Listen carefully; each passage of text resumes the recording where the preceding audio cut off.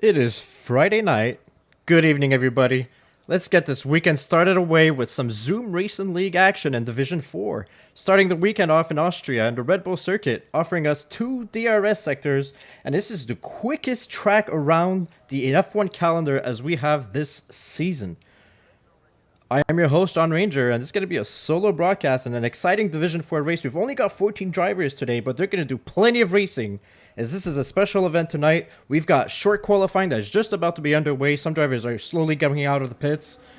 We're going to have a sprint race, followed by our usual 50% race.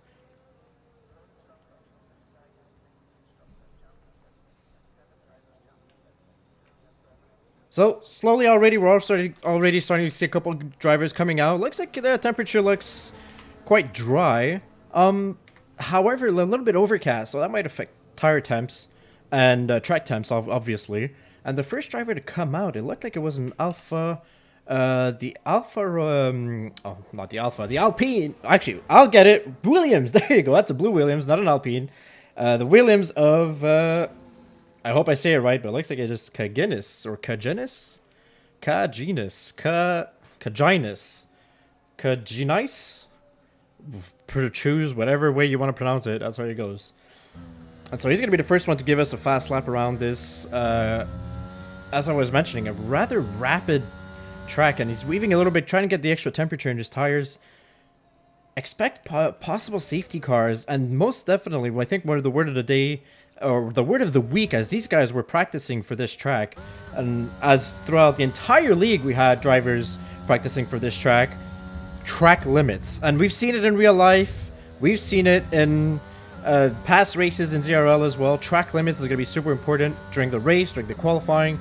You really ride on edge, especially in corners 9 and 10, the last two corners, where you go find as wide as possible the line. And Kaginis had a little bit of dirty air from the Alpine there, but he's around turn 3. He's not using any ERS, so I'm wondering if it's either a visual glitch or he's completely forgotten to turn it on. He really looks like he's throttling it and going full blast, so maybe he forgot to turn it on and he will turn it on later. Almost looked like there was possible rain there. Oh, and Alright, there's Florida there that's parked in the middle of the track there. Looks like he's away once again. Going back with Kaginis and see what kind of time he's going to set right away. And he comes across the line at a 107.3. Expect those times to improve rather quickly. Let's find another driver behind him who's maybe doing a lap. I'm thinking maybe it looks like B-Boy Simba about to cross the line, and he's going to go over to 105.9. The difference in time there between a driver who's activated his battery and versus a driver who's forgotten it. Looks like Kaginis is going to be going with another lap here with the ERS turned on, so expect his time to be improved. Except his tires are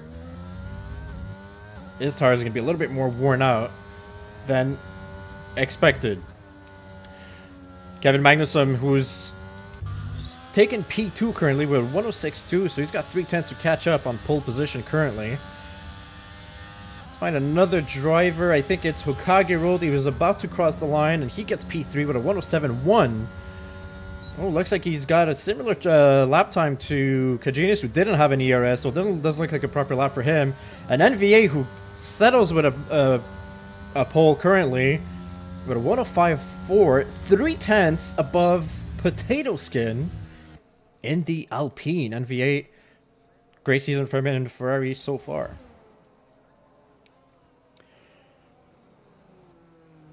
I think we're looking at the boys. Yeah, it looks like the Florida is the next one to cross the line, and that's a 105.9, and he's got Gibbs in front of him. I think he's just starting his fast lap. Yeah, it looks like he's just starting his fast lap. Let's go right on board with him. Might be coming up to a parked, I don't know if it's a parked or somebody that had a moment there, but McLaren who's triggered the Sector 2 yellow flag. So Gibbs was usually a pretty fast-paced driver. He has to work a little bit on his consistency, but he's able to get some pace once the race is on. Keeps it clean. Doesn't go too wide on the curb, potentially not to cause any spinouts from his car here. Rather clean to turn 6 into turn 7. Mixes the apex a little bit. You want to get as wide as on those curbs as possible. So there's easily a proper 10th or 2 to grab just on that corner right there. And here's the line. It's going to be super important. You want to hug the curb on the inside. Do the same thing over here. Go as wide as possible. Got to be careful. And he like to take some pretty inside line. And that will give him a 106.7. So not the fastest of laps on his end so far. I mean, Gibbs is a quick driver here, and sorry I'm late, but I'm here, and I think at least a few tenths within Gibbs' lap time is what we can expect from him. Yeah, most definitely. Thank you for joining me, and that is Nathan Domenite, last broadcaster with me in Division 1, here with us tonight to observe a double race, as we're having a sprint and full race. Nathan, Christian Cummins, Dr. So Good in P12, who's currently sitting in P3, or I think even P1 in the championship. He's got a quali ban. This is probably the best scenario, or the best track to have a quali ban, given that you have a sprint race. What do you expect out of him from the Red Bull driver? I mean, yeah, he's definitely a quick driver who I think, if Abdul goes around and breaks his front wing on the final corner. As I was saying, Dr. So Good, I know he's a driver that can tear up the pack, of course, and a quali ban, even if it's Austria, even with its sprint race, I don't think it will be that effective anyway, because there's 14 drivers on this grid today, and that's a lot less work than Christian Cummins would normally be able to, would normally have to face. But I've heard lots of confidence from a Ferrari driver, specifically Aaron Green. He's very confident that he needs to, make things happen this race, because this is the best chance that he has against Christian Cummins. So hopefully that's the case, but I also do want to see some good racing from Dr. Showgood. Yeah, most definitely. And given the fact that we only have 14 drivers here, it kind of gives a little bit more space on the track. I believe that Stars SPS has just joined the lobby, so now we'll be going up to 15 drivers. I believe Stars is a McLaren driver, riding currently on board with Leo Hudson, who had a little bit of an oversteer moment in turn 3 there, but it looks like he's got a quicker Sector 1. And quick update, as I just got the information in here, Nathan, we're looking at a dry quali, a dry sprint, however, a possible wet race near the mid to end part of the race. So that is the current information we have. We know the settings are made for the weather to be, the weather readings to be made approximate, so it is possible that we get more rain or no rain at all. Yeah, I mean, Austria, a very fantastic track to have wet races at, unlike many street tracks around this calendar. Yeah, definitely one of the best ones to have rain here, and we'll have lots of action if that is the case, that we do have a wet race, as Leo Hudson goes P2 with a 1:05.756. Now, I want to talk about NVA here. He's a Ferrari guy. He's had a great start to the season, however, he did have some absences near the mid part, and now he's looking to regain his championship lead. I definitely think that he's a fast enough driver to retake that lead, but right now, I think he's even just, he's proven my point here with provisional pole at the moment, and his Ferrari teammate has just started a lap. 4th gear out of turn 1, braking kind of early in my opinion, but that's alright. He'll gain a few tenths, I'd say, on his 3rd lap if he goes there. 2nd gear into this turn 3, some people would call it turn 2. That's actually on the 2nd straight, and going into turn 4, see if he brakes late here. That's what we want to see, sticking to the outside, going to the inside. 3rd gear on the exit, back on the throttle, short shifting all the way through the gears, and in sector 3 I'll let you take it away. Sector 3 and turn 6 coming up to turn 7 and 8 currently. Looks like pretty tight in turn 7. He's got to ride a little bit tighter line there on the outside curve to be able to cut the track in half a little bit. Looks like he's not taking a whole lot of curb. Oh, on the inside he does, and he goes out, and he had to lift the throttle to not be penalized. And he's about to cross the line. See if he's going to take provisional pole. And he's going to be P7 with a 105.9. And as we were was describing B-Boy Simba's lap, Potato Skin in the Alpine with a 105.1. So we were talking earlier about the NVA's time, right? And I think the sun's come out. We had earlier conditions being overcast. So I think the tire temps or the track temps are going to be rising. And we're going to see possible drivers going into the 105s. I mean, into the 104s. as Potato Skin is already at 105.1, and there's still 7 minutes to go in the quali. Honestly, who even is this Potato Skin guy? I've never seen him before. Maybe he's a new reserve, but I think maybe he's either too quick for Division 4 or we haven't seen the most out of our competitors so far. But great lap. I believe Potato Skin is on no traction control, so definitely something that will be helping him throughout his lap. But NVA is on his out lap. He's ready to challenge that lap time. 3/10 exactly he has to gain. I hope he can do it. I think NVA is the kind of driver, as you mentioned, right? He definitely is a driver who's shown he's had pace. And correct me if I'm wrong, I've seen NVA in higher divisions than Division 4. Yes, he was Division 3 in Season 4. I'm not sure about Season 5, but yeah, great competitor from when he was in McLaren in Season 4, Division 3. Yeah. Yep. Not really having too good of a season, honestly, but, you know, incidents and stuff like that kind of contributed to that. But, oh, he spins NVA on his outlap. That's alright, though. No pressure here. Unfortunately, I was just guiding on cam with Hokage roll the P12 and the Aston Martin. Looks like he's parked it out of turn 10. He's oversteered and spun it and completely ruined his lap. So he's going to be sitting at a 107.1 and we'll probably have another opportunity to do a faster lap. And speaking of Aston Martin, I was speaking to a good friend of mine, a good old friend of mine. I've already been teammates with him in Division 1, actually. Junior Pilon, actually. Or Pylon, as everybody would call him, has decided to retire from the ZRL league. So he was really up there in the top 5 in the Division 4. Real life circumstances and work made it a little bit harder for him to have a steady schedule, and he decided to officially pull the plug for this season. And so the Aston Martin driver of Hokage's got a teammate missing, and that is one of the reasons why we're a little bit short-handed on the track currently, which, I mean, having 20 drivers here, this track can get crowded pretty quickly in qualifying, if I may say so myself. So these drivers could really take advantage of doing laps, clean laps and clean air during the short quality that we have here. Yeah, and look at NVA. He's got all the confidence that he needs for this lap to be a good one. 2.4 tenths up in the second sector. What will it be as he comes to the line very soon? Quick final corner. Goes a little bit wide, but that's alright. He's carried lots of speed going down to the line now. What will it be? It's good for P2, and he's 200th off Potato Skin. Barely off out of Potato Skin. A good lap from the Alpine driver currently, who's still sitting in the pits with 5 minutes to go. I think it might be waiting for his final run here. I think he's got 2 runs done already. NVA sitting currently in P2. We kind of didn't mention Keisler there, but Keisler and the Alfa Romeo being in P3, so that's a good showing for him so far. Kajanius is going out on another hot lap soon enough. He's just coming out of the pits on his out lap in P4. And Leo Hudson, who at some point was leading the championship in points, I believe now has just started. Yeah, he's on his fast lap currently, so he's sitting P5 in a 105.7. Let's keep an eye on how his track goes. We're going to go on board with him, see if he could improve his track time. Looks like it goes really wide in turn 4, and you kind of want to get that wide line so you get as much speed coming out of that corner, don't you, Nathan?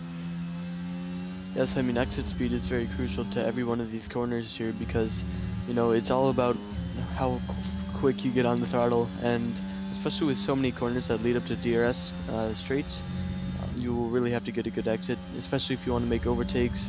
And overtakes is what we'll see in the sprint race and the real race. We have, I believe it adds up to 48 laps of racing, so hopefully that's room for great action here. Most definitely. I think these drivers are going to be having a lot of battles on tracks, and it'll be interesting. Leo Hudson completed his lap at a 105.3, and we saw a couple corners where he could easily shave off some time, so maybe he'll go back in the pits, go out for a final timing there, a timed lap, and at the final moments of the qualifying. So currently, Potato Skin, NVA, Leo Hudson is your top 3. I was mentioning Kajina's going on his fast lap on his out lap. He is now on his fast lap, going out of turn 3. Got a load on the throttle early, and he's on DRS leading into turn 4. Yes, right now the Williams driver, the only one on the hot lap, as Arrow has invalidated his lap. You know, getting lots of exit speed through here, staying to the right side just to kind of minimize the track distance. Pretty fast through this left-hander, I must say, and through sector 2. He's not up on his time, goes very wide into turn 6, I think it is, Yeah. and going into these final 2 corners, very easy to invalidate the track here in the lap, and into the final corner now, 5th gear, onto the throttle very early, coming down to the line now. What will it be? It's good for P4. He's just barely jumped Kaiser in the Alfa Romeo, but that's alright. We have the other Ferrari of Aaron Green on a hot lap now, going into turn 3, carrying lots of speed. He's 1.6 tenths down. I told you before that he could gain lots of time on this lap. Yep. And even before I said that, I told you that he had lots of confidence here. And hopefully that will be enough to get this lap into a very, very good position for the sprint race. Because this is his last lap of qualifying, as it will be for many drivers here. You can go out very late, around the 2-minute mark, I'd say. Going left hand here. It's a very tight line. He's 3 tenths up on his lap time. And tight line again through these corners. He's trying to minimize the track distance as much as he can into this fast right-hander, 7th gear, 6th gear. Ooh. Takes a lot of curb, does not invalidate. Takes more curb again into the final corner, out of the final corner to the line now. Good for P6. Yeah, unfortunately, corners 9 and 10 really hurt him a lot. You saw he got a little bit too hard on the inside and pushed him way out on the outside of turn 9, and there was a lot of time left. Otherwise, he could have easily gained a couple tenths more and maybe looking at potential P4, maybe even P3. So a little bit sloppy ending. And as it stands, B-Boy, or Iron Green as you call him, I believe his actual name is, he will not be able to improve on his lap time. There's only a minute left in qualifying. He doesn't have time to recharge ZRS. Everybody's gone out, and so that's going to be his best time for him on 105.8. So there's other drivers, and as you were mentioning earlier, 2-minute mark, the pit crew or the cars in the pits just simply completely emptied themselves out. They all went on the track on their outlap, and now it's going to be now that's what we're going to be looking at. Currently, Potato Skin, who is I believe the first one of the group on his fast lap. This is a guy we're going to have to be watching. Oh, and he spins it. Gets a little bit on the sausage curve coming out of turn 3, and that is it for him. I don't think he's going to have enough time to even get across the start-finish line in 30 seconds. And so now that opens the door for drivers like NVA and Leo Hudson or any other driver to go on a crazy fast lap and beat his time. Potato Skin will not be able to improve on his 105.1. Yes, and into sector 1, it's not good lap for NVA so far. He needs to get all these exits right. He knows that even just the smallest margins will get him pole position for the sprint race, taking lots of, maybe not an advantage from his top car on track, the AlphaTauri going off to the right. And 3rd gear out of this corner, taking lots of exit speed actually, widening the track as much as possible to cut across the apex. In this left-hander, ooh, he goes a bit wide, does not invalidate his lap time. He's 2 tenths down. Unless he can do something magical here, Ooh. this will be the pole position for Potato Skin. Yeah, sector 2 is very, he's abandoning his lap there. But here comes Leo Hudson, another fast driver, about to go through the final 2 corners now. Let's see how much speed he takes through this right-hander. He takes a lot of speed, invalidates his lap, maybe through the final corner, definitely invalidates it. Okay, he didn't. Alright. Well, anyways, good for P3. Did not gain any time. Kind of abusing the track limits there. That's why I was so confused. But that's alright. Florida in P5 going through this section of left-handers now. I believe he was up on his time. I did not see anything as invalidates his lap. Kagan is right behind Florida. Let's see what kind of lap time he can put in the Williams, and it looks like he's coming into the pits. A lot of drivers giving up on their lap times, and it's surprising given the fact that yeah, at the very end of a short qualifying, you get that extra grip, right? The track is rubbered down, and I think the drivers were pushing themselves a little bit too hard, and we're seeing a couple of mistakes there. And that's gonna be it. So Potato Skin is gonna start the sprint race in P1 on pole, so that is great showing for the Alpine driver, followed by NVA in P2 in the Ferrari. Leo Hudson in the Red Bull is going to be P3. Aero or Legend, if you see it on my screen, depending on if you've added him on the Steam or not, in the Mercedes P4, and he had a good lap on his end. Florida in the AlphaTauri in P5, and that rounds up your top 5. We're going to have, I believe, a 13 lap, correct me if I'm wrong, Nathan, I believe it's 13 laps of a sprint race. I think, 12, I think, actually. 12, okay. So, given given that there's a sprint race coming up, the top 8 gets a couple points, right? And that's going to be super important for them. Looking at drivers that are maybe in the back of the grid, and I'm talking about Cole Cummins, or Christian Cummins, actually. Sorry, that's another driver. What are the chances that he gets into the top 8, you think, on this sprint race? I think pretty high given the chaos that can happen at Austria here. He's a fast driver like we were talking about earlier. I think he can cut through the field quite easily, and P8 is not very far. Like, you never know. He could probably get P8 off the start if everyone around him has a bad start. Yeah. But I have faith in him. I think that he can do it. And yeah, we'll wait to see. Do you mind if I take the start here for the sprint race? Go ahead. Actually. All right, thank you. And the driver's loading in now. Should be a dry race, as I think we said earlier. Yep. Yeah, so 12 laps should be the medium tires for everyone unless they plan to two-stop in the real race. So they have 2 sets of mediums in the real race if they do not use them here. Let's just see as we load in here. Yeah, very, very clear day. Someone's already ready to start, so they got lots of confidence as the time ticks down from 30 seconds, and we'll wait for the time to be 0. As what I've discovered in the past few times I broadcast, if you look in the pit lanes, there's a set of tires, and on the sidewall there's a color, and of course we know that those colors, they show the compound. So it looks like at least the Haas driver, Kevin Magnussen, is on the medium tire to start, as should everyone be. As we go to the grid, should be like right now. Yep, as we go to the grid, 1 light, 2 light, 3 light, 4 light, 5 lights, and the lights are going to be out in Austria. And a great start for NVA. He's already side by side through Potato Skin, and Potato Skin loses a lead to Leo Hudson, and Leo Hudson is into P2 now. A big dive bomb from the Ferrari as the Ferrari goes around, and there's more people going around in the start. It looks like an Alfa Romeo and everyone else behind them. We have a Red Bull and a McLaren side by side into turn 3. What will it be? It looks like they backed out of it. Some action going into turn 3. Maybe yes, that's Alpha Tauri going around, and that's a McLaren going around as well.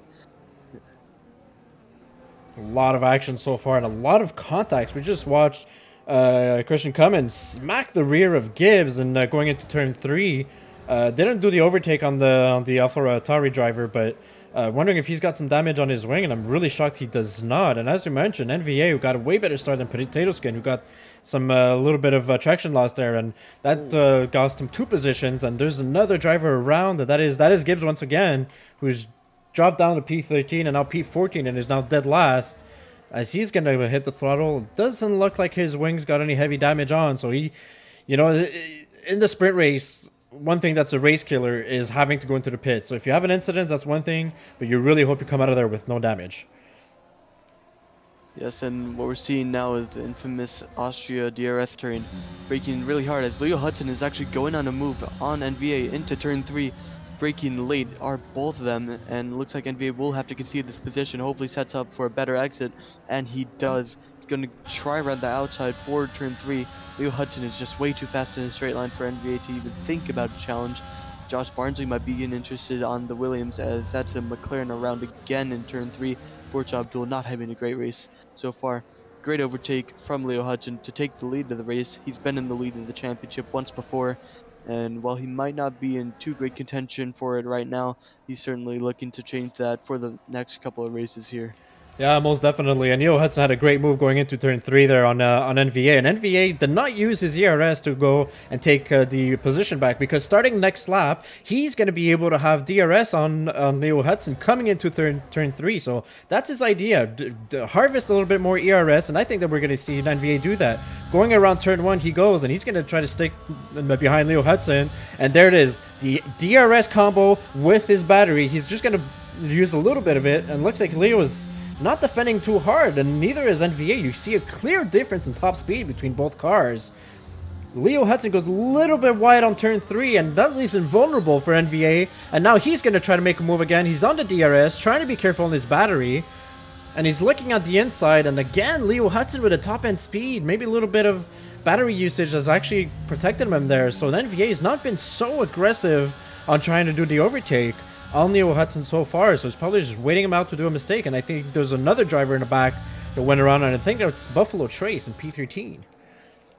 Yeah, a bit of a squabble between Kevin Magnuson, Buffalo Trace, Florida, and Gibbs even. Through turn 3, they had a bit of a coming together, and Magnuson is still going at it with Florida. Looks like Florida will have to concede that position, but that's alright, goes a bit wide, and we go back to the fight for the lead here. NVA, I don't know why he didn't go for that overtake into turn 4, because, you know, now he's just burning his battery. He's got less battery now than Leo Hudson, actually. And so he has a bit of a moment coming out of turn 1, and you know, Leo knows that he has to push this lap because this is probably one of the best chances that NBA has to overtake, because if he waits any more, then his tires are going to be gone. Going wide again is Leo Hudson, but doesn't really hurt him this much as NBA gets onto that sausage curb. You really don't want to be out there, as it looks like Buffalo Trace is around again, unfortunately, for a fan favorite in here. And so far, no overtakes really happening, except Kevin Magnuson is getting overtaken by the two Alpha Tauris, it looks like. Actually, Florida is pretty far back now, and Kevin Magnuson goes down the inside of Gibbs into turn 4. Takes a very tight line. I wonder if Gibbs will try for the switchback, and he does. He's going for the outside, and now he won't have the advantage going into this corner, but does he have the grit to do so? No, he doesn't. He goes a bit wide, forcing Kevin Magnuson to Ooh. defend a bit more, as Florida went around actually. Just saw Florida behind him completely lose the rear. Really tight racing from Kevin Magnuson and Gibbs so far, and they're going to be battling throughout this entire race if they keep it up like that. Real quick on the front, and Leo Hudson still trying to defend himself from NVA, and NVA's really been using his battery more. So what was looked at as a favorable strategy on his end to harvest his battery for a lap or two is now giving him, you know, to turn back on him. So that was a double-edged sword on him. And in the back, Potato Skins fighting for his life against Kaginis in the back of him and the Williams, and he's looking at to have maybe a little bit of a dive bomb in turn 4. That's not going to happen, and he's trying to defend himself from Kaiser. So this whole DRS train with this pack from P1 to P6, with Aero being right behind in P6 of Kaiser, really has these drivers fighting really strongly, and the battery management becomes super important at this moment. Yes, and crucially, a big point about being in a DRS train on this track is that the braking is just absolutely horrid around this track. So drivers are being very careful, not really trying to make too many dive bombs, because if they make a wrong mistake, then they will go into the back of their competitor, and that will be a severe time penalty for them. But yeah, very close battling between this DRS train. Actually, I didn't really think that we'd see much of that. But one driver having DRS is the reason why another behind them will not have the advantage. As look at Aero, what a straight line difference that is, as Ooh. Josh Barnsley goes in the back of him. Aero goes around, and Josh Barnsley slowing down and letting Aero pass just to be a good sportsman here. A bit of an unsafe re-entry from Aero comes to the right side of Christian Cummins, who's actually gone from P14 into P5 once again.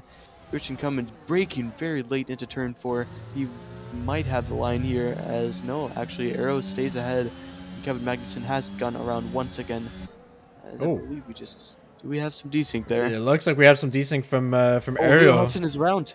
And Leo Hudson is around, as you just noticed. Yeah, indeed. And so we had some desync moment who distracted us, and now we got Leo Hudson went from race leader to P7, and our new race leader is a Ferrari driver of NVA, and he's got a near empty the battery with 5 laps to go in the race, and Potato Skin with more than half of his ERS plenty full. Are we going to see a move on from Potato Skin here? He looks like he's approaching. He's got the DRS, he's got the hard top end speed, he's not using ERS so far. Is he going to go for the dive bomb? No, he's going to play the safe game behind NVA, try to get a better outing on turn 3 here. And he doesn't really get so. He plays really safe on the short shifting there. And NVA really got some time on him. He's already 0.5 up ahead. So NVA lives to fight another day on this lap here. Is he going to be able to fight off the Alpine for so long, with Kudgina starting to lag a little bit behind from Potato Skin, although still staying in the DRS train. So now we only have a DRS train with the top 3 drivers. Yes, and Aaron Green is really chasing down this Red Bull. I told you before that, you know, Aaron's got the confidence, but only because he could fight against Christian Cummins, and this is exactly what Aaron Green did not want to see in the sprint race. He's seen Christian Cummins ahead of him. From P14, he's gained 10 positions as Christian Cummins into P4. And so, I wonder, will Aaron Green try to stick with Christian Cummins. He's got the DRS, he's got the battery. He's actually gaining quite a bit of time, but look at Arrow right behind you. He wants to get this overtake happening. Maybe he thinks that Aaron Green is a bit slow, but yeah, he's really forcing an overtake as Potato Skin overtakes for the lead on NVA, and NVA kind of taking a weird line, has to go off the track, comes back onto the track now, losing a bit of time to Potato Skin. Battery difference is just crazy with the Alpine having 40% and NVA having 18%. And Cognis right behind also has some, as Leo Hudson went around again in turn 3. They say that the exit of that corner is like a non-stick frying pan. It's got no traction whatsoever. And it looks like Arrow has actually made it past Aaron Green, and he's going to try and make it past Christian Cummins now. I mean, Arrow, quick driver, and clearly showing it. Quick driver, quickly showing it as well. Had a bit of a laggy issues earlier, so we have to keep an eye on that. How that could affect the race. But what's really interesting now is this maybe for a prediction of what's to come in the actual race, right? NVA's got seemingly a higher downforce setup on his car, and he's got to defend with using so much battery that he leaves himself completely vulnerable, potentially within the next 3 laps, to Kaginis. And we're on lap 9 out of 12. We got the Williams right up on his rear, who's got definitely enough battery to go up against him. The only thing helping NVA currently is his DRS on Potato Skin. That looking the way things are, unless there's a driver error in front, NVA, I don't see him getting past Potato Skin anytime soon. I mean, NVA's gained the lane, the lead from a driver mistake ahead of him before this race, so we'll wonder if he can do it again. Of course, he's got maybe a bit of a lower downforce setup. I do know what we're running, but I do not know what it is compared to everyone else here. And using the battery a lot, and I don't know how much that will affect him actually, because right now the only thing that kind of separates Cagnes and NVA is NVA's errors, and that's the only reason why I think Cagnes is actually still in this fight. And NVA is still trying to stick with Potato Skin. We have 2 DRS straight ahead of us. Will he be able to maximize any of this? He goes on the battery once again. Look at that gap go down. Sometimes I wonder if he really is using the high downforce setup, but it does look like Potato Skin is saving his battery. NVA taking it very nicely this corner here. I don't think we'll be able to do anything here. Forza Abdul going around for probably a 3rd time this lap, and NVA will not be able to make a move down into this corner. That's alright. Oh no, that's Arrow. He's gone around in the same corner that I was describing earlier as a non-stick frying pan. Yep. The person who went around before him, Leo Hudson, is now right behind Arrow, who unfortunately spun in turn 3. And that allows Christian Cummins to kind of take a breather. He doesn't really have to push anymore because, 8 seconds, I don't really think that's a realistic gap that he can gain, even if he is leading the championship. Well, it's definitely so What's far Doctor with Josh Barnsley? Sorry.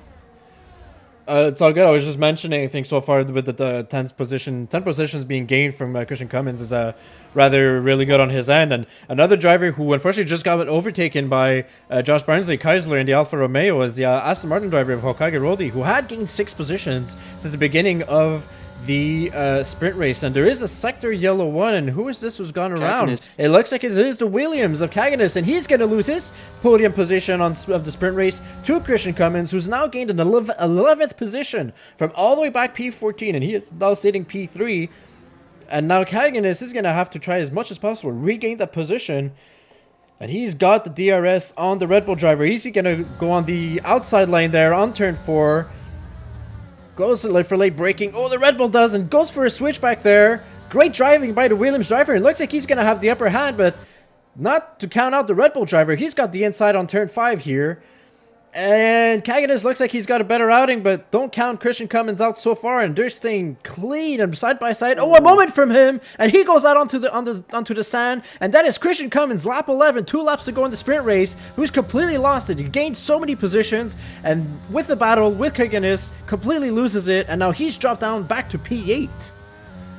Wild scenes in Austria, I would say, as NVA actually is kind of going on an error that was made by Potato Skin earlier. This is the final lap of the sprint race.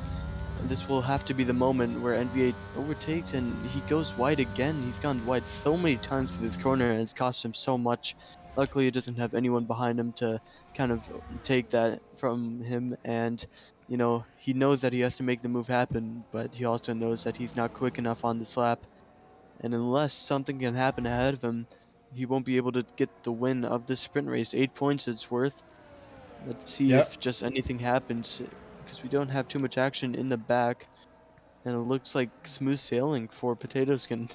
And as he goes through the final right-hand corner in just a bit, goes through it now, both blinking on the air as they've used all that they had. That's going to be Final corner Potato now. Skin around turn 10, followed closely by NVA, and the sprint winner, Potato Skin, in the Alpine, add 8 points and the track position for the next race. Potato Skin takes the win, NVA in the Ferrari follows closely in P2, Kaganis, a great race on his end, gained 3 positions and gets P3. Aaron Green and the other Ferrari, great showing for the Ferrari boys. P2, P4 in the sprint race. Arrow in the back of Aaron Green, so that is P5 for the Mercedes driver. Josh Barnsley in P6. Gibbs in P7. Christian Cummins, an unfortunate race for him. A moment trying to fight with the Williams driver of Kaganis and really brought himself, pushed his car too far and got off track. The Red Bull driver is showing a lot of pace, but not a lot of focus. They're making a lot of mistakes. So Christian Cummins in P8, Hokage in P9, Leo Hudson P10, and that will round out our top 10. We're going to see the bottom 4, which I believe was Florida, Buffalo Trace, and Forza. I'm missing a driver in there. We're going to see it in just a minute. Nonetheless, Doctor is so good. Christian Cummins is the driver of the day in regards to the sprint race. I have to say, if that's action that we have in the sprint race, then multiply that by 3 times the laps. That's going to be some great action in these next 36 laps. And we'll see some tire strategy actually here. In the sprint race, you don't have to change your tires, but now this is where it all matters. This is where your strategy will matter the most. This is where Ferrari might not do so well, but that's alright, because they have 2 quick drivers, and 2 and 4 for the Ferrari drivers. Very great showing. 12 points added to their championship lead, I believe it is, unless Red Bull have overtaken them. I'll get that up right now, actually. Yeah, we don't have the standings up to date from Silverstone either. Nathan, I'm going to do a little bit of tradition. Normally I do it in Division 1 between the quali and the actual race. I decided to do it after the sprint race. It's time to open a cold one because it's going to be an interesting race for Division 4. Hey.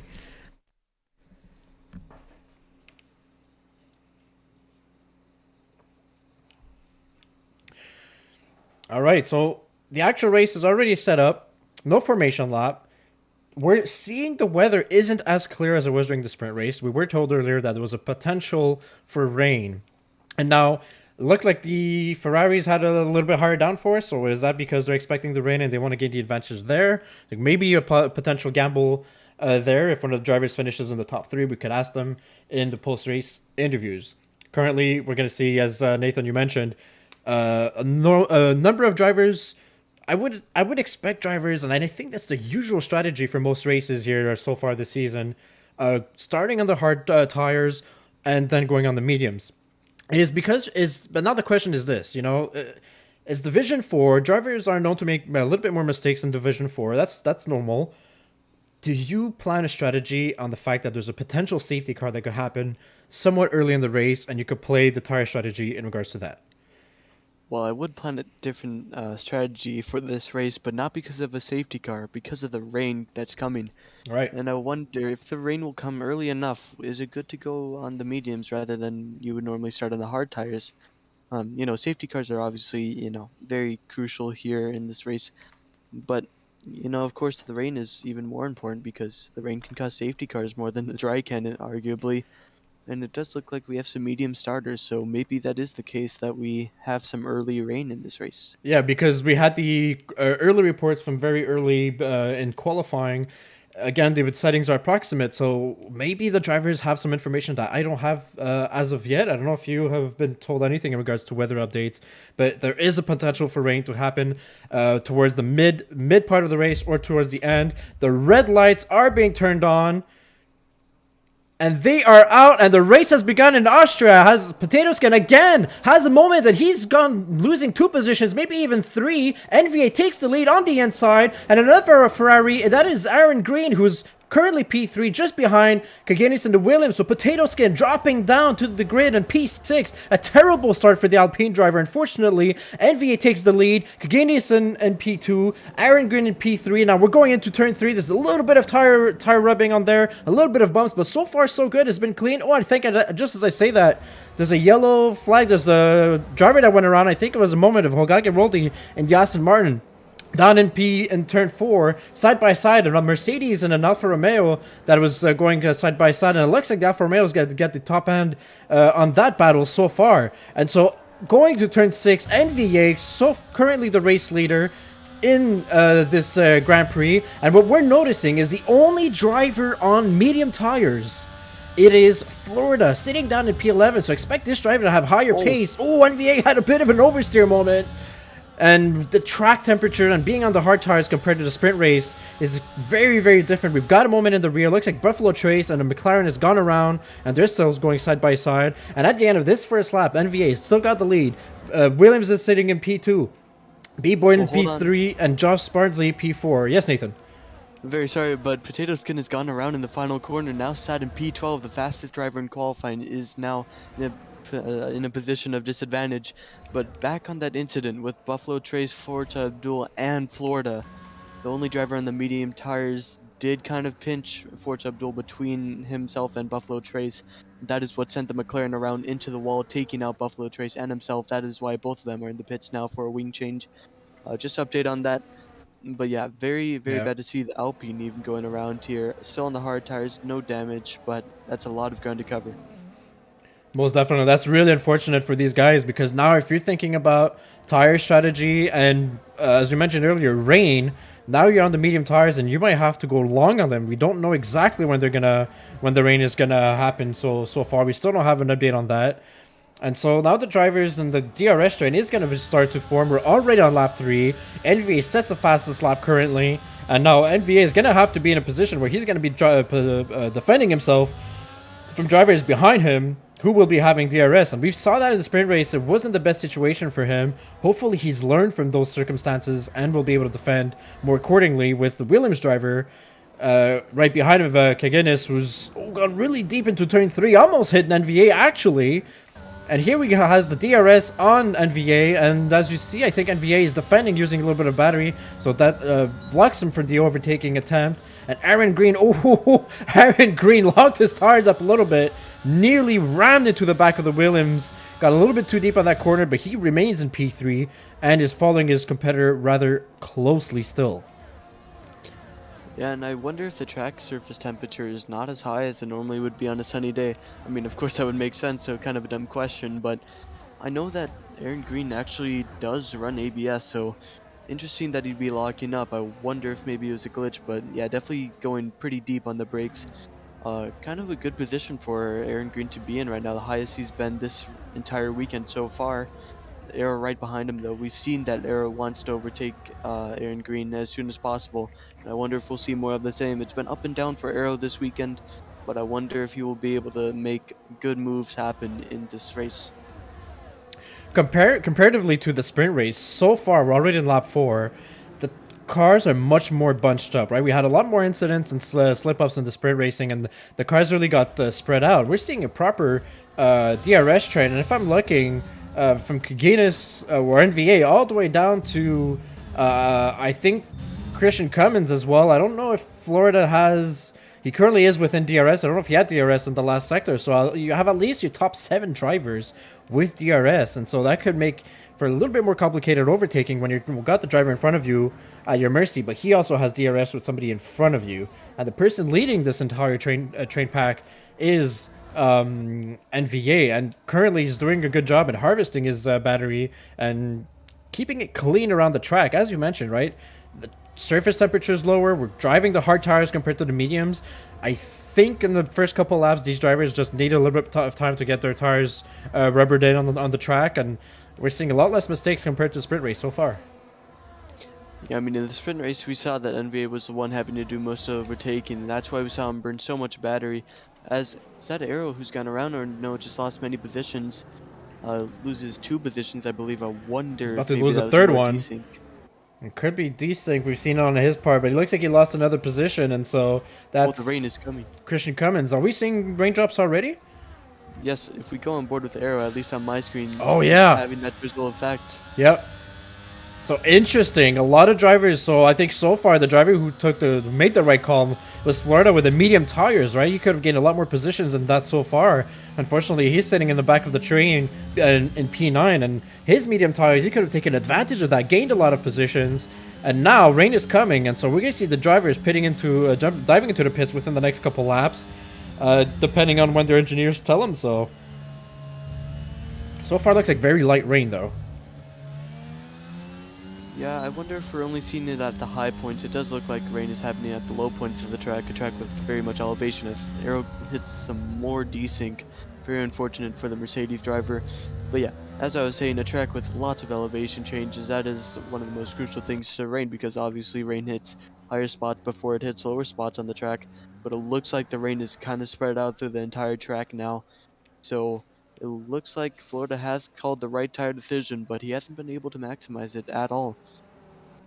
Most definitely. And the first driver into the pits, Kevin Magnussen, who's already pulled the trigger on putting the intermediates on, and he's going to try to make them work. And so your intermediates, you want to make sure there's enough rain on the surface, because they tend to overheat rather quickly if the conditions aren't correct for them. So we'll see how he does. And looks like Forza and the McLaren, who's already had to go in the pit because of some damage, has also dived into the pits. And so the backmarker drivers currently are going to the pits, and I'm not seeing any other drivers. So it's a bit of a gamble for those who are trying to pit early to maybe gain some time to other drivers and do the undercut, usually using the intermediate tire strategy. The timing of that is super important for it to make it work, though, and I think... let me know what you think, Nathan, but I think maybe Kevin Magnussen pulled the trigger a little bit too early. Yeah, I mean, with the temperatures on the the intermediate tires on dry track, they just go up so quickly, and it's not going to really benefit you. Obviously, hot tires will not be as quick as normal range tires. As Leo Hudson goes around in turn 3, he's gone around so many times in that corner now. It's just bad luck for the Red Bull driver here, as we're actually seeing lots more rain than we have before. And I think that, you know, even if they did pull the trigger a little bit early, now is kind of the time where they'll start to be gaining time on the slick runners.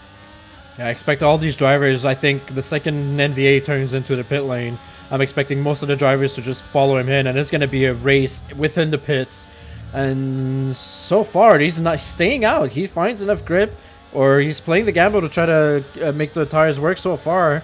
And so nobody's going to the pits at all. I'm thinking maybe Hokage is going to be the next one in, and he is. So Hokage rolled the Aston Martin. He's currently sitting P10, and Leo Hudson, who's had a moment, he's cooked up his tires as well in P11. So there are the next two drivers to go into the intermediates. Yes, and DRS was disabled, so that is one of the biggest signs that rain is coming in pretty quickly, as, you know, even more drivers come into the pits for intermediate tires. I think either this lap or the next lap will be the lap where all the leaders come into the pits for the intermediate tires. On my screen, at least, there's not a lot of rain on track, but there's lots of rain falling right now, so I think that could change very quickly. You know, the glossy surface is the perfect the surface type for intermediate tires, and it looks like Aaron Green is going pretty slowly compared to what he would normally do, so, you know, the lap times are going down for the slick runners. Yeah. I wonder if NVA will pit now. We will see.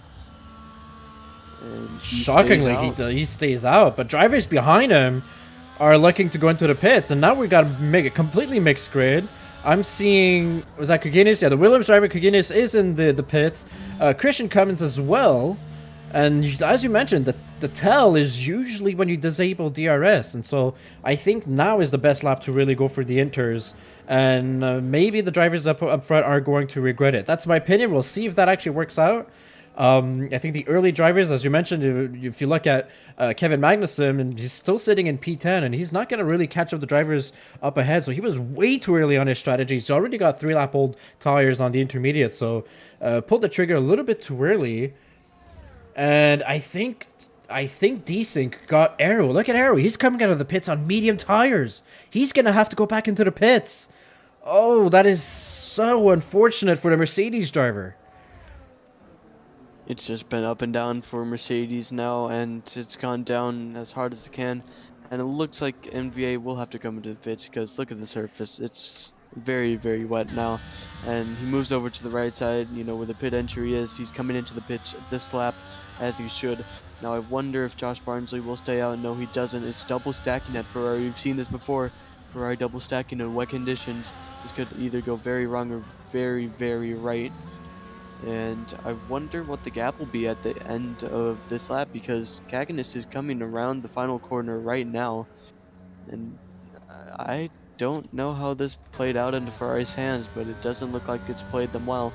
As Cagnes goes into first corner here, it looks like NVA might just be marginally ahead, but carrying less speed into turn one. Cagnes is ahead just barely. Oh, just by an inch. Oh, and there's a switchback from NVA there, and that's not over. Both of the drivers are going side by side into turn 3.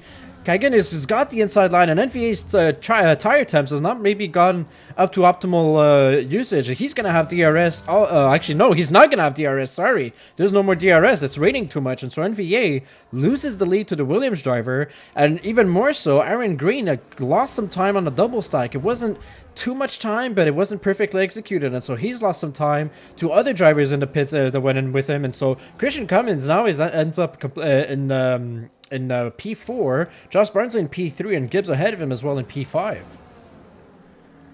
Yeah, I mean, double stacking at Ferrari, I did kind of hint that something was going to go wrong, and it clearly has. He's lost 4 positions, 3 positions actually has Aaron Green.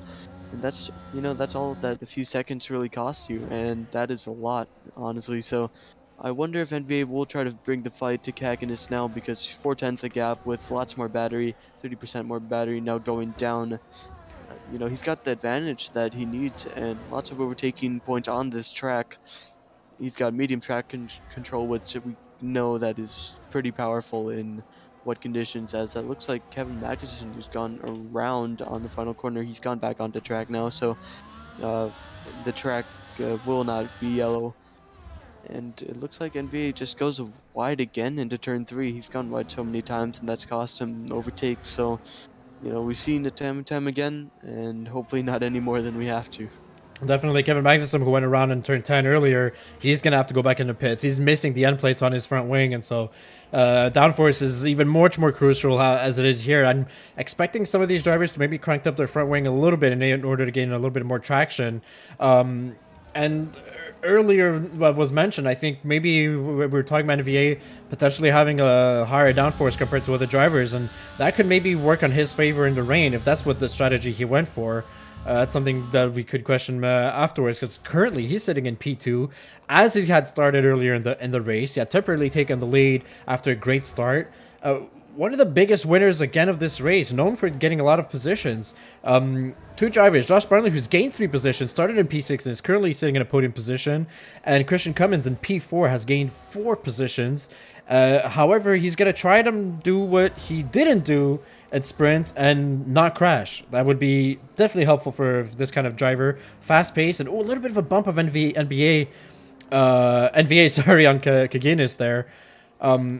Potato Skin. Nathan, Potato Skin, we haven't spoken about him about all so far this race. Had a terrible start, dropped off down the grid. He's down in P7. What can he do to regain his race here? Try fast. I mean, you heard it all here. there's a long answer and there's a short answer, but you know, definitely drive fast is exactly what he needs to do, and he's been doing that recently. You know, gaining many tenths through these fast corners, actually going wide now, but you know, on the car ahead, Aaron Green, he's gained lots of times through the high-speed corners. It looks like Aaron Green just doesn't have the confidence to go through the fast corners, in the rain. And that will cost him, because now within a second, it doesn't mean anything now that we're in the wet conditions. Potato having a bit of a moment out of the final corner. Now that he's in the, I don't know, I guess you could call it the DRS range still. Not that it matters anymore. But now that he's within that 1 second gap, that's where most overtakes happen. Yeah, well, you still get the slipstream from the driver in front of you, right? But you're also driving in dirty air on wet conditions. And so that kind of driving skill is really important when you're driving, especially on a track like Austria, right? Austria, you go around the track very rapidly. We're already at lap 13 on this race. We're a third of the way through the race. We're a little bit past a third of the way. So, you know, it's really important. As you mentioned earlier in qualifying, right? It's not necessarily about getting all those technical corners done. It's really keeping that rhythm and losing as little time as possible and hitting your apexes. And given the wet conditions, we're seeing most drivers not being very constant in doing that. Sometimes hitting the apex, sometimes going way wide and losing time, and that could be absolutely detrimental to your race. So the more constant driver who makes the least mistake is going to turn out the window here. I mean, this track, some would call it the most basic track of all time. Some would call it one of the most technical, because lots of these corners, you know, it's focused more on the exit speeds and the kind of the apex hitting that matters the most through these corners. But in turns like turn 3, maybe even turn 10, you could say, those are very, very, like, those are corners that you need to carry the most minimum speed through, hit the apex, and get the great line. So, you know... Oh, Potato Skin completely died. Sorry to cut you off there. Potato Skin had a moment. Kind of did a bit of a dive bomb on the outside line on Aaron Green, and actually took the position for P6 right over him. That was looked like a clean move from my perspective real quick there. Caught him just at the end of the move. And so Potato Skin, we just were talking about him. As you said, all he has to do is drive past to recover the race, and he ends up taking a position and is not looking ahead of him at Gibbs. So I think he's just coming up to terms with handling his car there and capitalizing on mistakes from drivers in front of him. I mean, drivers are very bunched up in this race so far, as we said before. That's pretty crucial to Potato Skin's kind of, I don't know what you could say, journey back to the front. But, you know, if he gets past a car, then he doesn't have to wait long to get past another, especially when he's this quick around this track. He's got Gibbs ahead of him, very, very much faster than Gibbs at the moment. I don't know if, you know, younger tires has to do anything with it, but it doesn't, because he's got older tires. And it looks like he will get this move done into turn 3, because he's got the battery, he's got the tires. Going around the outside in turn 3, not really optimal, as we saw from Leclerc in 2019. Yeah. But he looks for a little bit of switchback now. Gets alongside, bit of contact, keeping it straight is Potato Skin. And look at the exit he's got just by putting the battery on just a little bit, and Gibbs will have to concede the position for P5 to Potato Skin. Well, that is 2 overtakes in 2 laps, and so Potato Skin is regaining a couple positions there, and is now sitting in P5, and he's got a little ways to go a little bit, and to find Christian Cummins, who's not the easiest of drivers to pass. But Christian Cummins is a little bit in no man's land, right? He's not in any action currently. There's 4 cars in front of him, and I believe there's as he goes by the back marker of Buffalo Trace, right? So we got 3 drivers who I believe are lapped cars, Kevin Magnussen, and I think first is going to be the next one to be overlapped, and now Buffalo Trace is also Buffalo Trace. Sorry, is also a lapped car. So it's a 3-way battle up front, and I'm looking at these drivers, and I wouldn't count out Josh Barnsley to maybe take an advantage of action between Kaganus and NVA. What do you think? Well, I mean, you can focus on the top 3 all you want, but right now, Potato Skin is really impressing me right now, because you said that Christian Cummins has kind of been no man's land, but within about 4 corners, he's gone from no man's land to having someone behind you who's kind of on a charge right now. And with this pace, with 20 laps to go, I think Potato Skin might even have a chance for a win. And I know that's kind of ambitious, but, you know, he might have a chance for a win in this race. I mean, he could. If we go take a look real quick in the gap. I mean, Potato Skin is 5.6 away from the leader, right? So we mentioned it earlier. D4. We looked at a sprint race. We've seen multiple kind of moments from different drivers. Is Kevin Magnussen? Did he retire in the pits? I believe he retired in the pits. So that is the DNF for the Haas driver there. Back to Potato Skin, as you mentioned, he's within. When you started your intervention, he was at 1.1 seconds away from Christian Cummins. He's now within half a second from him. And so, I don't know if he suddenly found a way to handle his car, if his setup is more prepped for the weather, but he looks like he's gaining pace on everybody in front of him. And as you said, let's not count down the Potato Skin so far. Yeah, he had a rough start on the race, but there's still plenty of time for him to gain some positions here. Yeah, I mean, what I've seen so far is that Potato Skin gains the most time through those fast right-handers and left-handers actually in Sector 2, kind of into Sector 3. And the high-speed corners is where he gains time, so I think that's a high downforce kind of thing. But yeah, I mean, if he can gain 7/10 in one lap, what can he do this lap? Will we see him maybe even overtake before this lap is done? I mean, it's crazy to think about, but I don't think that it's hard to imagine, because look at the gap that he's kind of cut down. 5/10 turned into 2, 2/10 might turn into 0, turns 9 and 10. Not really good overtaking spots. But look how close he is. He's I mean, all over the back of Christian Cummins there. He's got him at his mercy at this point. Potato Skin's got the fast lane there, and he's got the inside going into turn 1. Is he gonna have the braking power to overtake the Red Bull driver? And he does, and it's a clean overtake. Will he be able to defend now against Christian Cummins, who's got the slipstream behind him, going to turns 3? But not at all. Potato Skin's got quite a ways to go, and Christian Cummins is in no positions to attack the Alpine driver. And now that's Potato Skin climbing in just a couple laps from P7 now to P4, and his next target is going to be Josh Barnsley. He's got 1.6 seconds to go, and he could be looking at a podium position. Yep, 2.6 seconds, and I think we'll maybe even see it go down to 1.9 here in this third sector. I mean, it's just crazy, the pace difference, and actually it might, looks like he's not actually gaining that much time at all. So as I said, it's not really coming about as it had in previous lap, but they have gained so much time even while they were battling Christian Cummins and Potato Skin to the top 3, who have kind of spread out now. NVA trying to get back in that 1 second gap, not really doing it at the moment. But even as Potato Skin didn't have a great kind of lap that time, he still gained like 5/10 in the Sector 3, Sector 2 kind of thing I was talking about earlier. And I have had inside information. It is actually pronounced Potato Skin. So I don't really know if I want to call him that. It kind of makes me uncomfortable, but you know, I guess. But anyways, as I was saying, top 3 kind of spread out. I'm just gonna say Potato Skin. I'm about to call him the dyslexic potato. Yeah, it's good enough for me. We'll call him that from now on. And yeah, he's actually cut down gap in places where he hasn't before. 2.0 before these fast corners. What will be after these fast corners? Oh, he had a little bit of a wiggle on the rear right Potato Skin there. As I'm going to keep going with that, because that is much simpler for my brain, as I will not be able to compute the reverse of that. And so he's sitting currently at 2.1 compared to Kaiser in the Alfa Romeo. And the top 3 drivers, despite the top 3 drivers, you know, spreading out a little bit, and it's really those small moments. They really have similar pace, but not enough to be really racing each other. It really just seem to be following.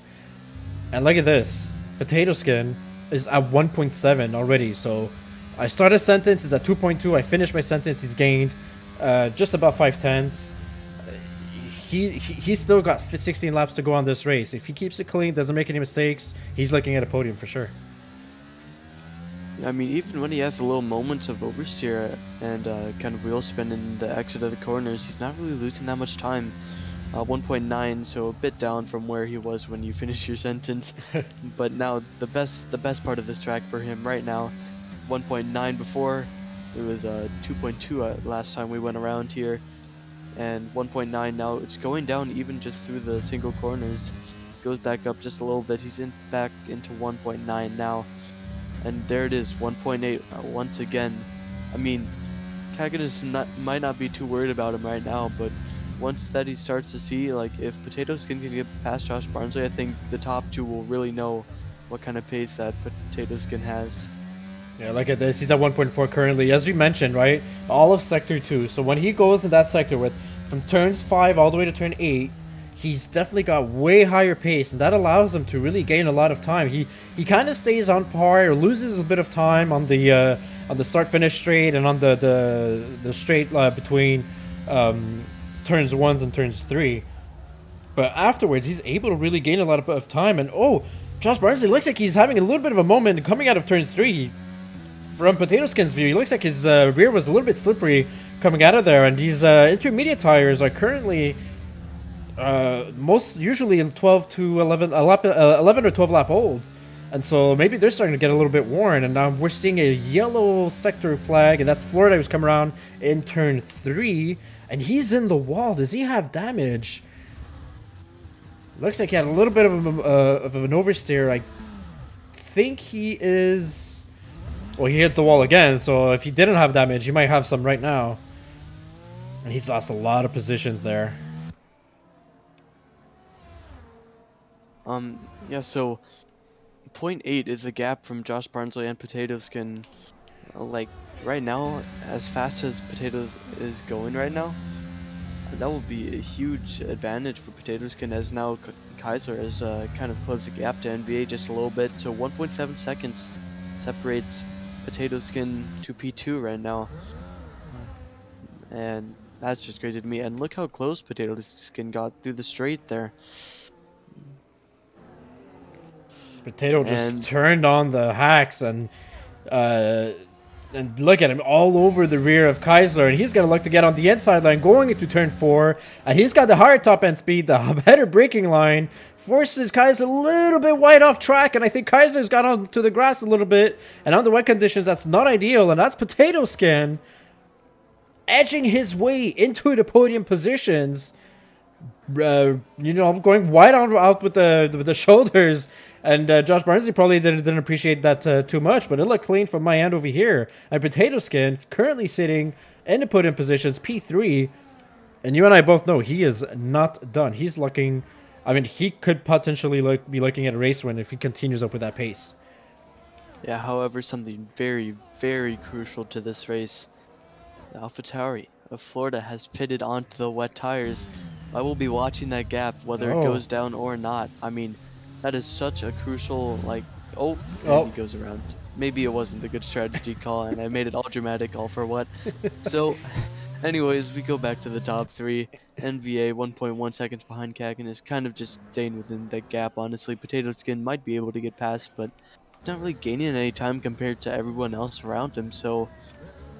Kind of interesting to see that when he's been so fast before. I wonder if maybe the intermediate tire runners will be pitting once again onto the intermediate tires for a second stop in this race, because I don't think that they can go 20 laps, honestly. But and so yeah, I mean, intermediate tires maybe once again. I don't really think so though, because like I know some people might be trying to pull like in Esteban Ocon in Turkey, if you remember that. He didn't stop for a long time. Actually, did he stop at all for the race? I don't think he did. Or he also did it in Australia in the beginning of this current season. That was Albon, I think, actually. Oh yeah, Albon, sorry. Pit. And so he is pitting. There's the answer to our questions. Where did we need to pit? And I expect that we're going back on intermediate, right? So Florida, with the bamboozle strategy going in the wets, that's only hurting him and us viewers, because that's not the right strategy call. Oh, and I think this is Aston Martin that just went around. Hokage Rodi was currently sitting P9, and so he's gone completely around. And I think we're going to be looking at drivers starting their pit strategies mostly, given that Kaganis has pulled the trigger, started his pit strategy. And now, is that an undercut to NVA? Because now NVA is going to have to go into the pits sooner or later, and Potato Skin as well. Right, so that gap is really going down now. Cagnes to Aaron Green.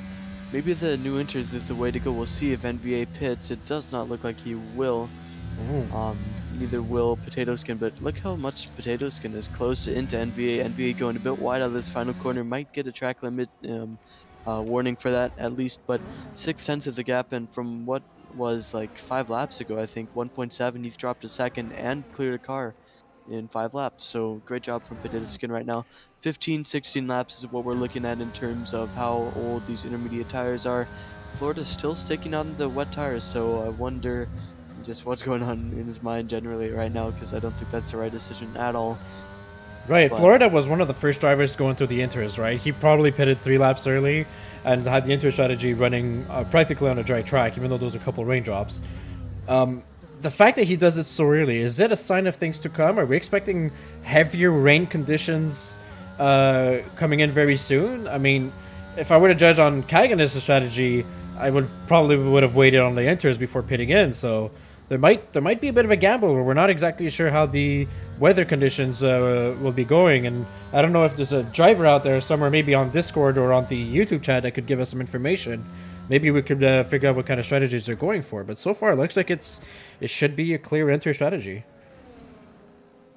yes, it looks like Florida's gone wide once again in the final corner, so I don't think that the wet tires were the right conditions, taking out a DRS board for good measure. You know, we don't like polystyrene blocks here, as Josh Barnsley has pitted, and he's going on to the inters once again. So maybe that is the right strategy. I mean, 10 laps to go. I'm not sure if intermediates can last that long. 27 laps it is. Um, yeah, we'll see, as it looks like Potato Skin might even be trying to make a move on NVA for the lead of the race.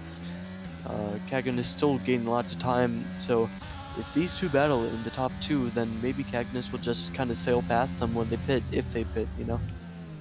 Yeah, most definitely. We're seeing NVA and Potato Skin currently have very, very similar ERS deployment strategies. They've been very careful on the ERS. Obviously, when you're on a range strategy, you tend to lift off a little bit more, and you generate a little bit more power on your battery. And so these two drivers have similar usage, and that's probably what's keeping NVA so far ahead of the race in P1. He's still got 10 laps to go, and these tires, that's a big question, right?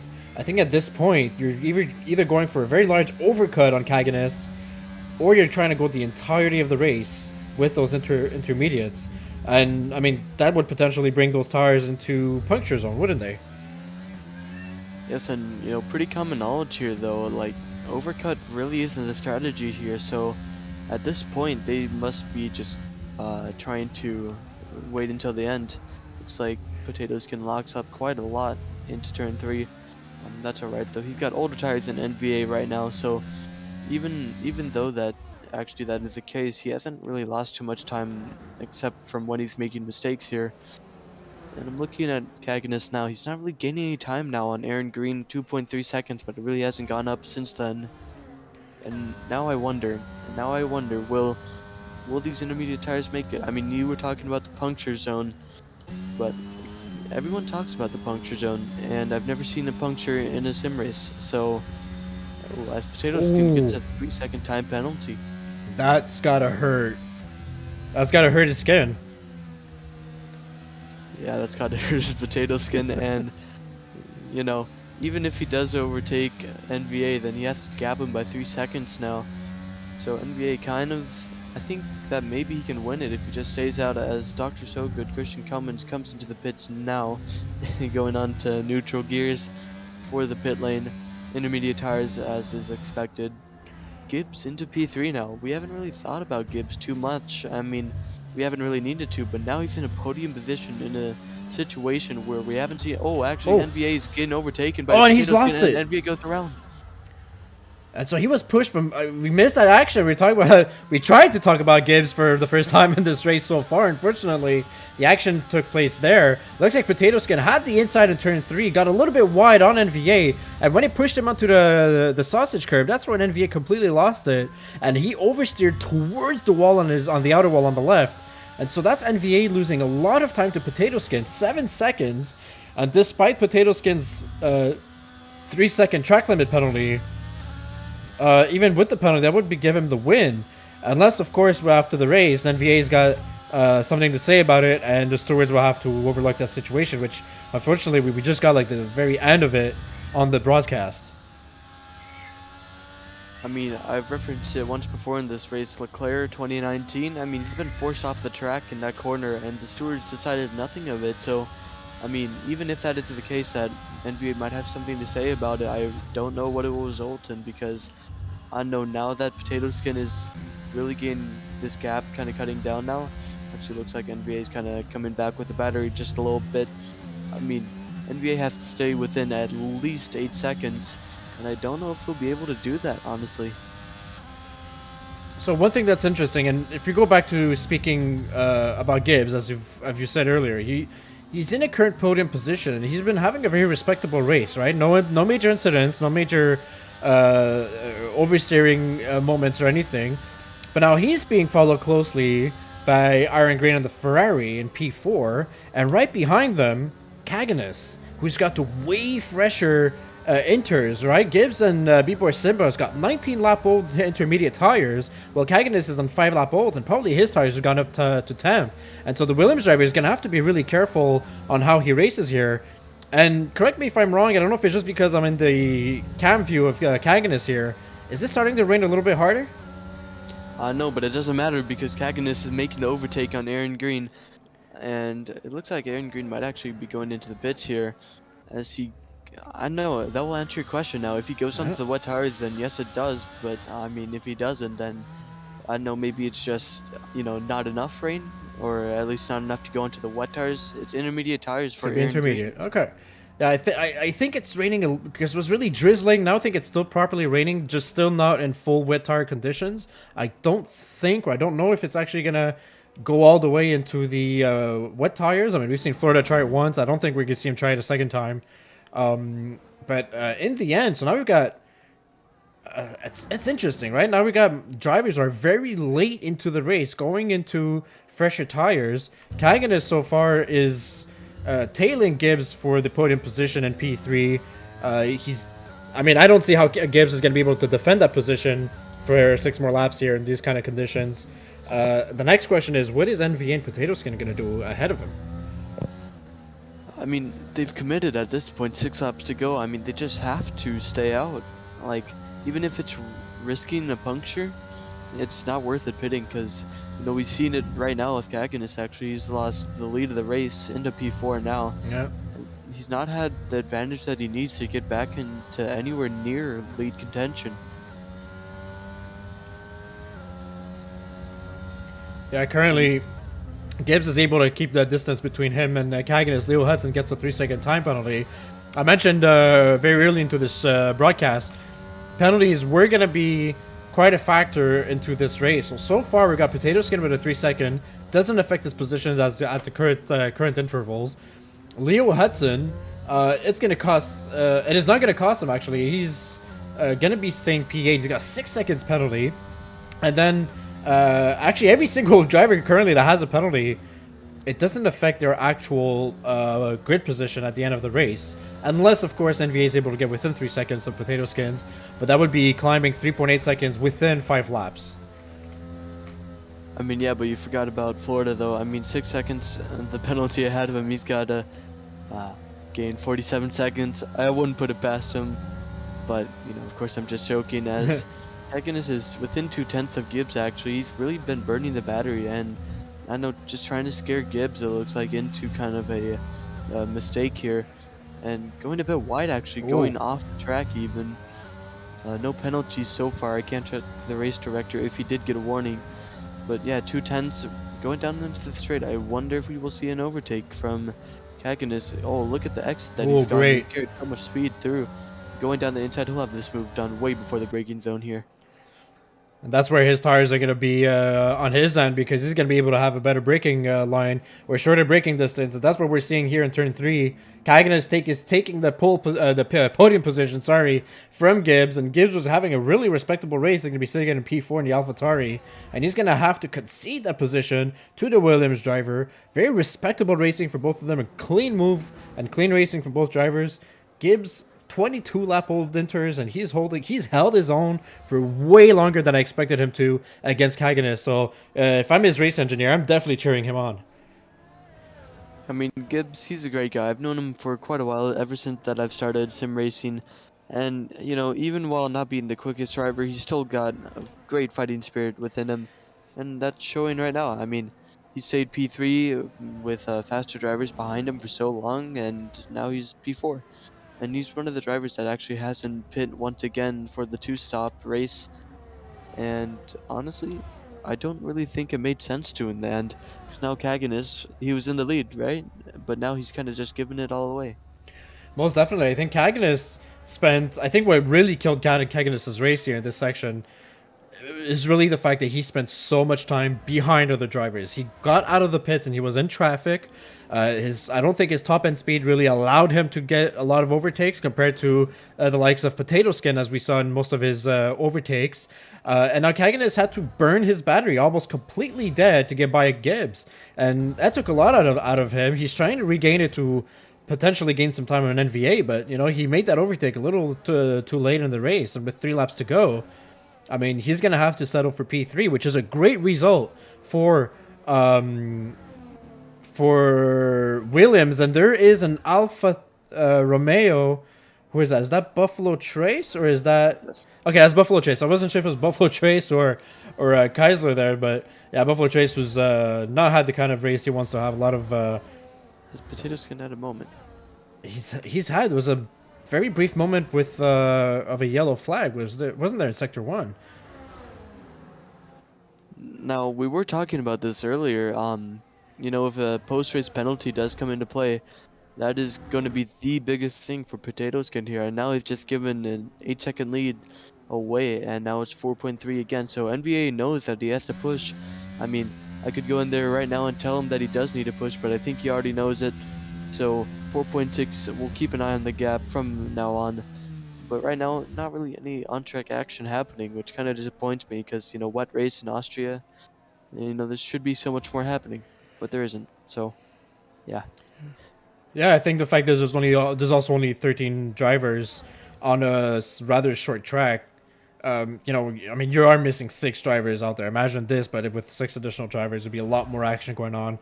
I wouldn't be surprised to even see a safety car. But in this instance, and given the fact that these drivers have had some individual moments, as we're seeing another Sector 2 yellow flag going on, and I think that's Buffalo Trace again.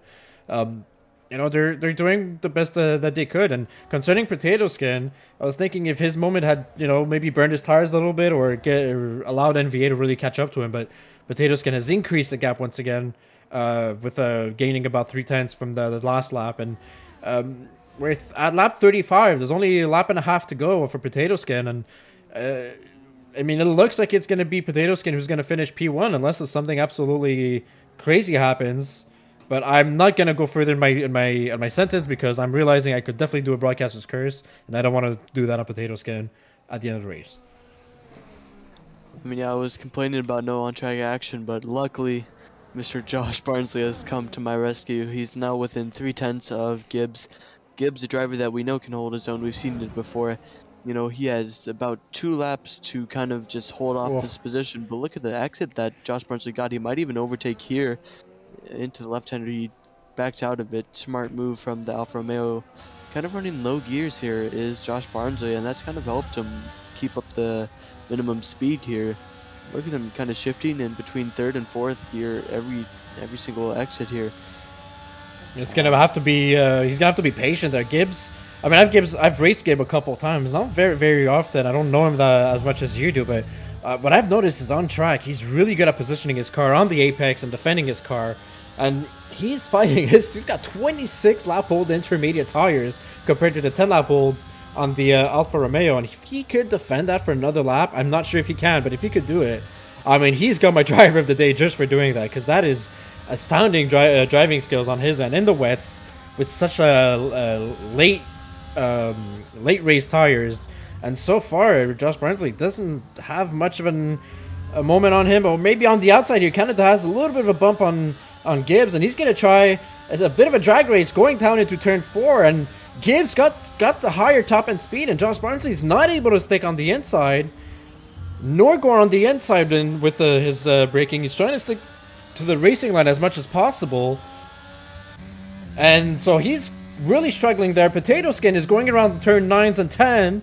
We're going to get back right there with Josh Barnsley in just a moment. Potato Skin around the last corner of the Austrian Grand Prix, lap 36, and across the line he goes. Our race winner, Potato Skin, is the race winner in Austria. NVA and the Ferrari is the next one across the line. Josh Barnsley got a 3-second penalty right behind Gibbs, and that's going to ruin his opportunity for P4 and might actually drop him down to P6. Kaganus and the Williams in P3, that completes our podium.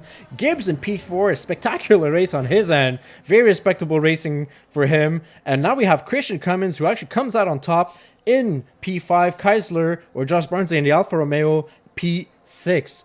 Aaron Green, who had a better race in the sprint race, but here he is, P7 in the Ferrari, and Leo Hudson right behind him, P8. And I think the next one across the line, going around turn 10, that is Legendre or Aero, our French racer, who's gonna finish with the penalty. He is going to finish P9. That is the back marker of Forza Abdul and the McLaren that was behind him. And the next driver to really complete our grid here in P10 will be Hokage Roldi in the Aston Martin. Every driver behind him, Florida, Forza, and Buffalo Trace, were back markers, and that will complete the end of this race. Potato Skin, NVA, Kaganus is our podium sitters.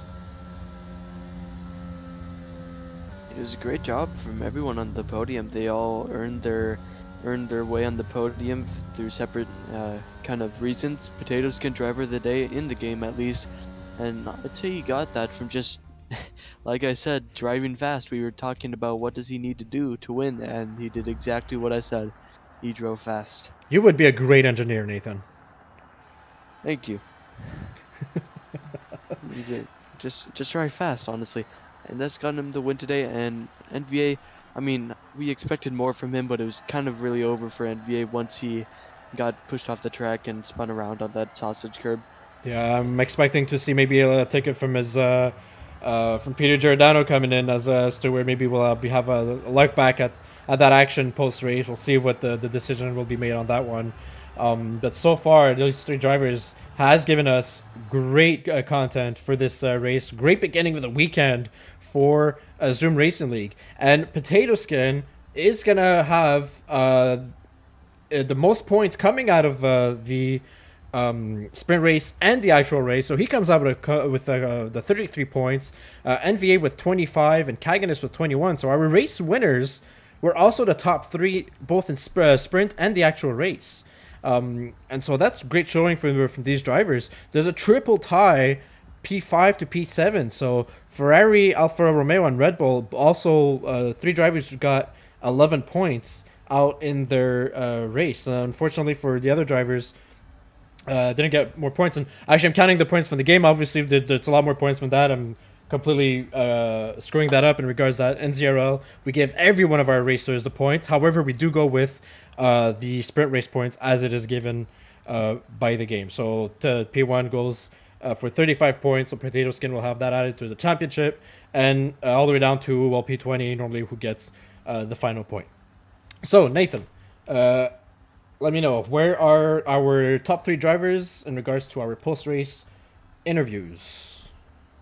See if I can drag them in here, because we have NVA in the waiting room, actually. Let's see if we can find, what was his name? Kaganus, though. Kaganus, yeah. Hopefully it's the same name in Discord, so they're easy to find. I found him. He's in the general chat. I'll move him into waiting room now. We can actually drag him into the broadcast. Absolutely, bring him in. Kaganus, or let me know how I pronounce that. It's Kaganus, isn't it?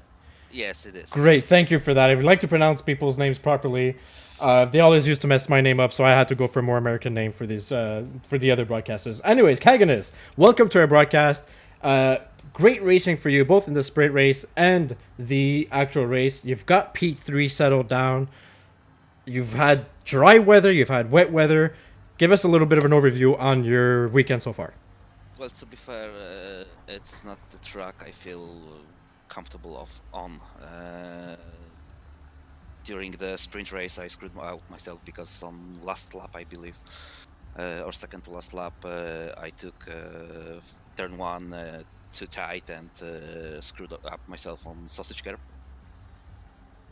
Then, unfortunate incident with one of Red Bull drivers.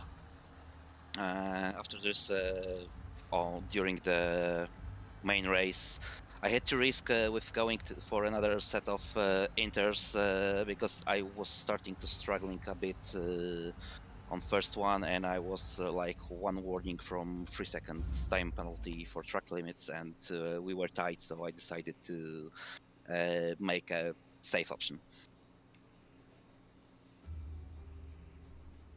Thank you for the overview. Nathan, do you have any questions for Kaganis? I mean, I'd say that one of the main things that kind of made you not win this race was your two-stop strategy. I mean, a few others went onto this two-stop strategy, but what made you think that two-stop was the right decision?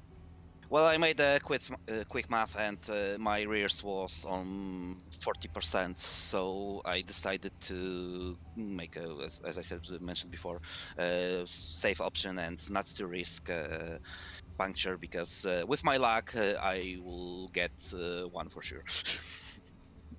I mean, seeing now that the drivers that did not pit, they didn't get a puncture, would you have not done the same thing in hindsight, or would you have still pitted?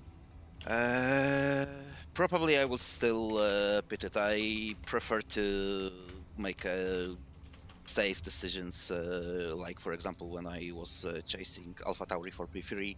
I could overtake him a bit before I did this, but it could be a risky move, so I decided to stay safe.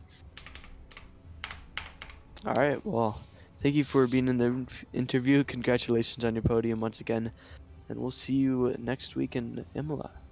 Yeah, thank you for great comps. Have a great night. Thank you, Kaganis. All right, we should have our next driver in P2, so and we should be NVA. I'm trying to get contact with Potato Skin or to see if I could find him. So far, I can't seem to tag him on the Discord, so I don't know if we'll be able to have an interview with our race winner. So let's go in with our P2 finisher, the Ferrari driver, NVA. Welcome to the booth, NVA, and congratulations on your P2 finish in these races. I asked the same question to Kaganis, who finished behind you in P3. You know, the weather evolution going on during the main race. How did that affect your race and the strategy? And what made you decide to stay out on those intermediate tires instead of going into the pits? Oh man, I mean, I had a horrible setup for the rain. The actual forecast in the race said it was going to rain a lot later than it actually ended up being. So, and then in terms of staying out, it was the only real shot I had at a podium. I didn't have a whole lot of pace to get past people, so it was just, I think, the safer play for me. I'm pretty good keeping with tire wear, so I think it was just the safest call I could make, even if I didn't have a whole lot of pace that race.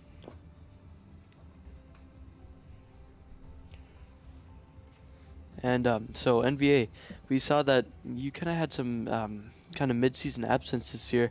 Is your goal still to win this championship? I think you can do it with the pace that you have, but I mean, with these kind of points drops that you've been having, I mean, you could have lost maybe 105 points at the maximum. I mean, can you still do it, do you think?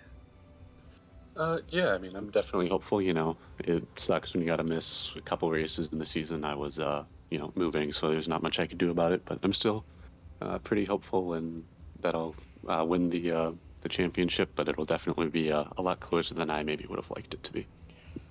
So given the fact that, you definitely have that race pace, the next week is an interesting track in being Imola.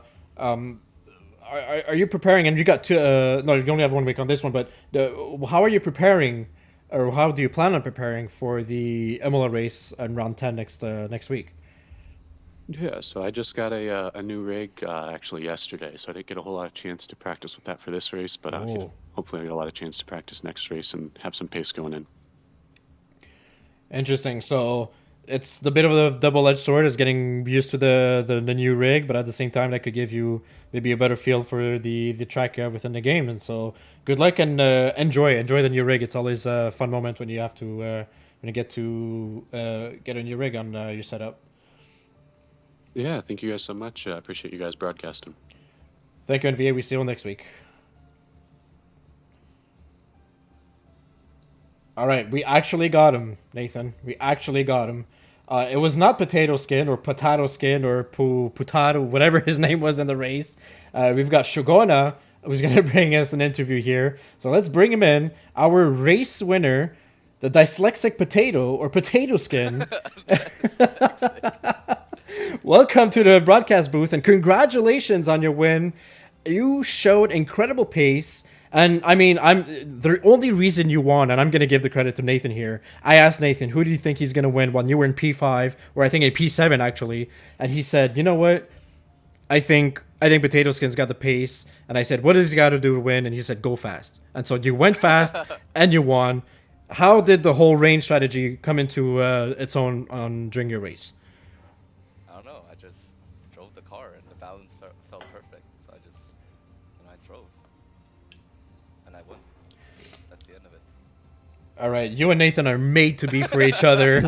Go fast, and he drove fast, and he won fast. That's the end of the interview. I almost lost it, I think, 3 laps before the end.